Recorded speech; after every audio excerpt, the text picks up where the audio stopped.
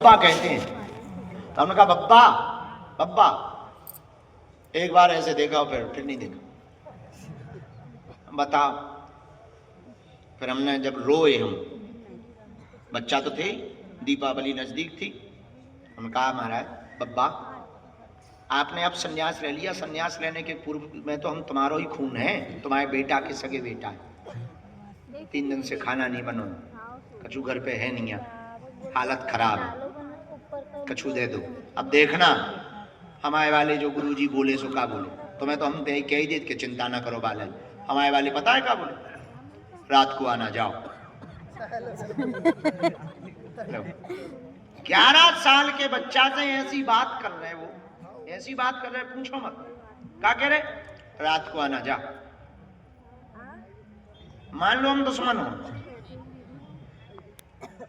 हमारे वाले तो बड़े टेढ़े, भयंकर टेढ़े, गालियां एक सांस में देते थे, मूड खिसक जाए यदि उनका, एक सांस में लंबी लिस्ट थी उनकी, पीएचडी कर रखी थी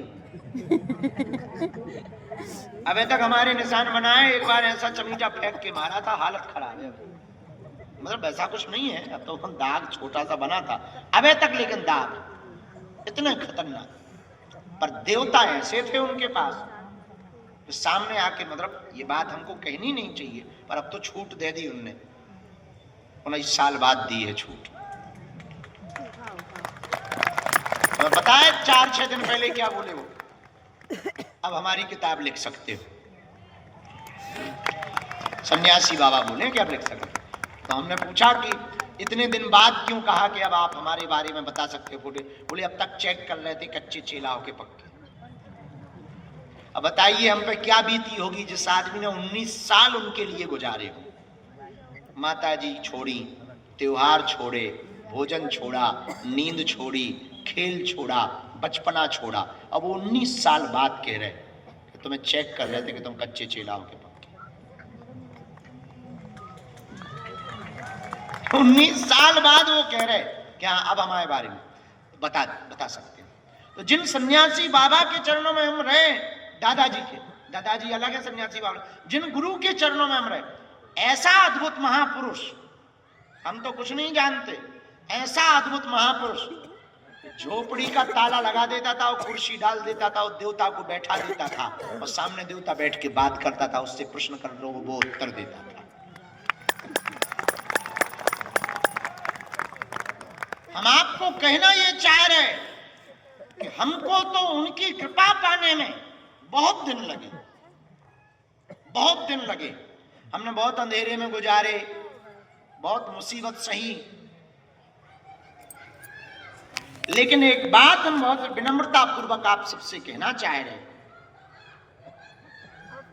कि आप सबके जीवन में ये तो बहुत बड़ी बात है कि आपको हनुमान जी का चरण शरण मिल गया। हमारा निवेदन यही है, सदा सदा के लिए तुम हनुमान जी के हो जाओ और हनुमान जी तुम्हारे हो जाए।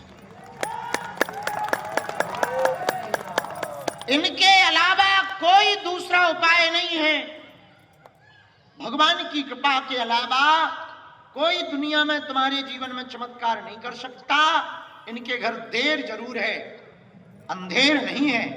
यदि तुम हनुमान जी के हो जाओगे तो हम दावे के साथ कहते हैं वो दिन दूने रात चौगने तुमको बढ़ाएंगे,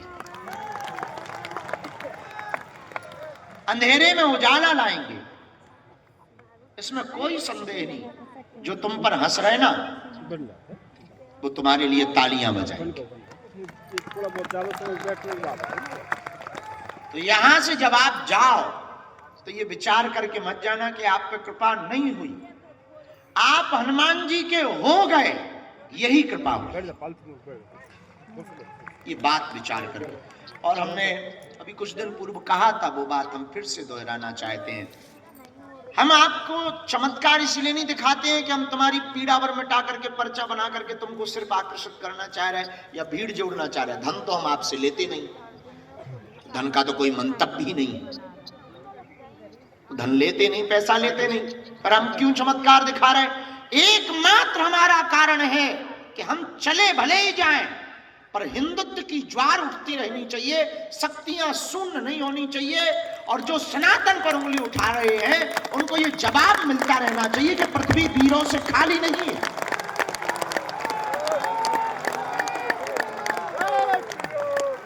एकमात्र हमारा, तो आप कहोगे कि इसके लिए तो आप किसी एक चेला को चुन लो। गोताखोर जब कई बार समुद्र में डुबकी लगाता है तब उसको कभी कभी एक आध बार मोती मिलता है, हर बार मोती थोड़ी मिलता है। हम उसी मोती की तलाश में हैं, क्योंकि एक पड़ाव तो लगभग हमारी जिंदगी का पूरा हो ही गया। काम हमारे सब उपद्रव वाले। ये बात तो पक्की है कि जब तक हमें जीना है सनातन विरोधियों के ऊपर सांप लौटते रहेंगे हमारे कारण। अभी हमने 25 तारीख को एक बयान दिया, बड़ी खलबलाहट मची।